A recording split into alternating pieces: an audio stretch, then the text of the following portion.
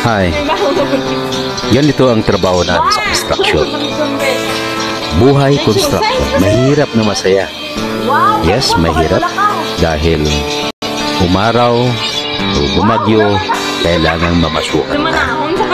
Libur ka man, karpintero, mason, steelman, o tagahalo ng simento, pari-parihong maalikabok at madumi ang paligid mo.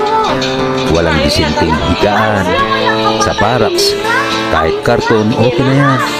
Mahirap man pero masaya rin ang buhay construction. Bakit? Yes, dahil mga barkada ay magkakasama-sama. Ang diploma dito ay hindi kailangan. Yung diploma sa pag-aaral, hindi na kailangan niya. Ang mahalaga, sipag, tiyaga, ito ang kailangan.